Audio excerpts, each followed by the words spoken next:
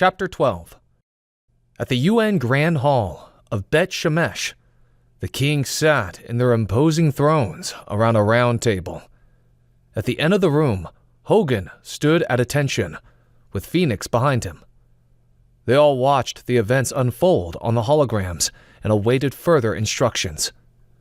The first hologram projected images of vegetation devastation. A stark voice announced, "A third of the world's grass and vegetation gone." But that's just the beginning. The image shifted to fiery eruptions engulfing the Hawaiian Islands. Lava cascaded in molten waves, consuming everything in its path. There were abandoned ships adrift in the ocean, and dead marine life bobbing on the surface of the water. Mazoku continued. "Hawaii erupts just as those false prophets predicted. Impossible! The Pacific drowns in bloody lava. A third of our oceans poisoned, our ships destroyed, and then..." Next, the hologram showed a comet hurtling toward Earth, its trajectory unchanged despite desperate missiles and lasers. It struck Lake Superior, spreading a pale green substance into the other Great Lakes. Muhammad proclaimed, "Then the star called Wormwood struck Lake Superior, poisoning a third of the Earth's fresh water supply, spreading death to all who drink of it. And recently..." The hologram then displayed an explosion in the night sky. The sun, moon, and stars were each marred and missing a third of their surfaces. Dimitri's voice strained with frustration. "A third of the sun, moon, and stars refuse to shine, all because of those two." The final hologram revealed Moses and Elijah standing at the temple's entrance.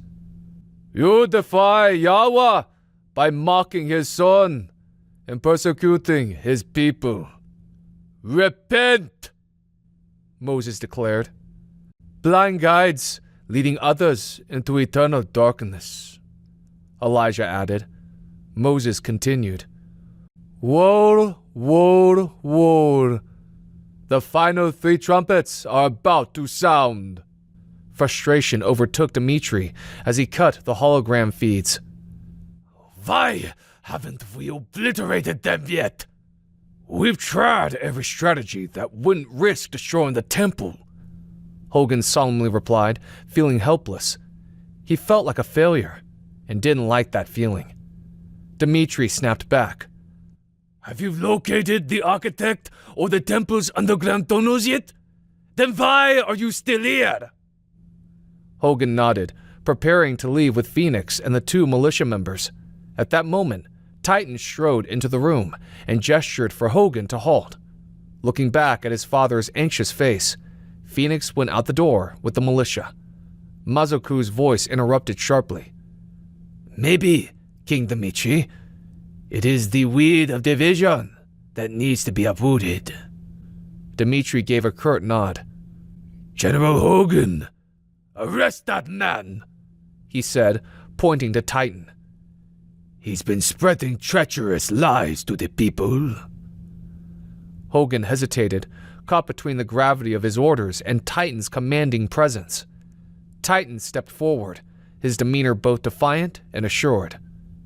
"We kings are developing transhuman beings, yet we fight a spiritual war with feeble weapons. I hold the key to true power. The power that will obliterate the two and all who follow Yeshua. Their flesh will feed the birds, and their blood will be mine." Dimitri's face contorted with disgust. "You've overstepped. Who do you think you are?" Titan raised his hand and proclaimed, "I am your future king, born of a power greater than you can imagine. The dragon!" The reaction from the kings was immediate and unified. Shock and outrage marred their faces. Muhammad's voice rang out with finality. Many of them banged their fists on the thick wooden tables, making a resounding noise. "Treason! You're finished!" The kings, in unison, put their rings into a panel in the table that had a specific slot for each of them. A grin spread across Titan's face as he motioned for Hogan to follow him. With a swift movement, Titan and Hogan slipped out of the room. Hogan's pace faltered as pain shot through his knee. The sound of approaching footsteps echoed ominously as guards made their way toward the chamber. In the dimly lit corridors of the UN secret passageway, Titan and Hogan moved with precision, their footsteps echoing off the stone walls. The maze-like corridors twisted and turned, but Titan navigated them with an air of familiarity.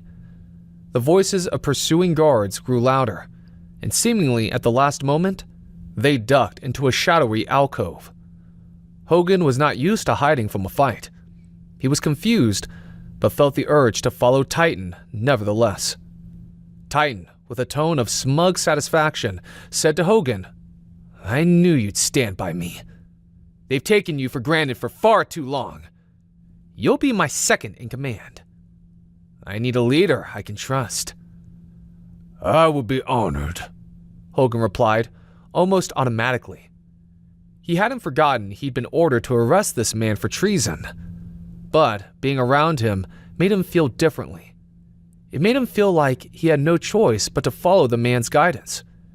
He had an automatic and unrelenting trust that Titan knew what he was doing. Spotting a hidden stairwell, they descended with haste. The ancient steps creaked softly beneath their feet. They emerged through a concealed passage into a bustling courtyard. Outside, Hogan and Titan blended seamlessly into the crowd, disappearing into the labyrinth of the city, a great relief to them both. "This is Major Phoenix Bates, looking for Abigail Angelos. Can anyone hear me? Over." He had been at it for so long. He was beginning to lose hope. If Abigail was alive and well, she would eventually find a way to communicate with him. They had their own channel, and he was determined to keep calling for her until he found her. Months had passed, but Phoenix wasn't giving up. "This is Major Bates, looking for Abigail Angelos. If anyone knows the whereabouts of Abigail Angelos, please put her in contact with me. Over." The radio crackled with static. Phoenix thought about taking a nap right there at the desk. He lowered his forehead to press it against the cold wood of the desk.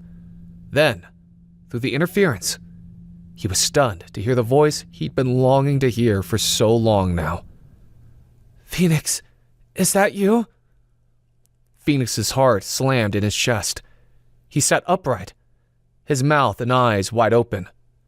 He pressed the red button and tried not to get too close to the microphone. "Abby?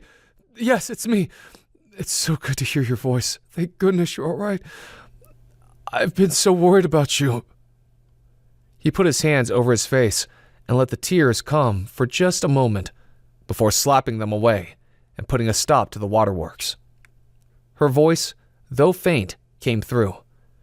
"We're okay. We're safe. The rebels have given us sanctuary. They're good to us." "You need to come in. It's the only way I can protect you. Are you sure you're okay?" Abigail softly replied. "Yes, I am, Phoenix, and I miss you so much." Phoenix allowed himself a smile. He was flattered that she'd been thinking about him and missed him. "Me too, Abby. Can you tell me what happened to you at the temple ceremony? Why did you say those things? Were you under a spell or something? Did those men at the temple gates possess you?" No, nothing like that," she responded immediately. Then, there was a long pause before Abigail's voice returned. "They weren't my words. They were spoken through me. Matt said something over me before he was taken. I've been seeing things, visions, things I never could have imagined. It's either the sort of thing Matt always talked about, or I'm losing my mind." Phoenix's heart ached at her distress. We'll figure this out, Abby. I promise. I'll talk to my father. Can I see you? I don't know. I have to go before they know I'm speaking with you. I'll call you again. Abby, just tell me where you're at and I'll come to you. I won't tell anyone. Abby? Abby! Phoenix's voice rose with desperation as static crackled in response. At Militia HQ Garrison, Ahmad had leapt up onto a table, drawing the attention of the room with his brash confidence. His arms were raised high as he rallied the men around him. The kings are too lenient, he bellowed over the den. We should follow the lead of our great general and unite under Titan. The men roared their approval, their voices rising in a thunderous chorus as they all stomped their boots on the ground. Ahmad's eyes flicked toward Phoenix, who sat apart, lost in his own thoughts. Ahmad's grin widened into a sneer as he addressed Phoenix directly. What do you say, Phoenix? Huh? Intimidated by Titan's unyielding methods? Or do you still want us to play nice with the rebels? Phoenix's gaze slowly lifted from his drink. I say, let Titan and my father stamp out every last piece of evil from this earth. The response from the men was even louder this time, a thunderous approval that seemed to echo through the garrison. Phoenix exchanged a hard, calculating look with Ahmad, his smile strained and insincere. His father's insistence on changing teams had come as a shock to him. What side was he on? What side was his father on? How had one man made another change so drastically with very little effort? We need to wait for the general or Titan's command. They're in Istanbul. Then we will talk.